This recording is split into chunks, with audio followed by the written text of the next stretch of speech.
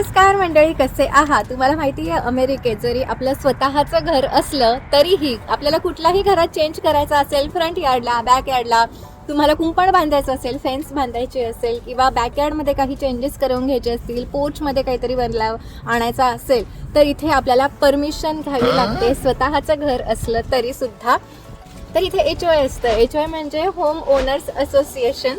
So त्यांची जी association असते हे सगळे रूल्स सेट करत असतात. म्हणजे कम्युनिटीच्या गाईडलाईन्स, कुठे नक्की काय पाहिजे, सगळं काय काय हवं, लोकांनी कुठले रूल्स फॉलो करायला पाहिजे, कधी ह्या बऱ्याचशा ज्या गोष्टी असतात कम्युनिटीच्या मॅनेजमेंट करता ज्या लागतात त्या सगळ्या गोष्टींचे रूल्स इथले ही HOA डिसाईड करत असते.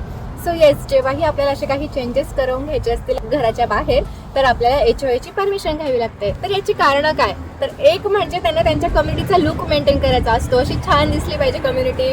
आपण नक्की काय चेंजेस करून आणणार आहे हे त्यांना माहीत नाही आहे. So they want to make sure की आपण जेही बदलाव करून आणणार आहे त्यांचं ती कम्युनिटी छान दिसली पाहिजे. उगाच त्या घराच्या केलेल्या चेंजेसमुळे जो लुक त्यांचा खराब नको व्हायला.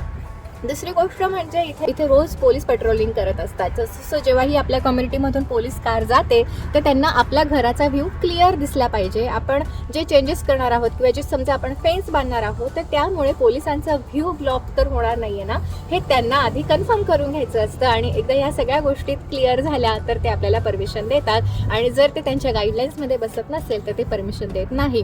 सो येस, इथे आपलं स्वतःचं घर असू दे तरी पण आपल्याला इथे परमिशन घ्यावी लागते.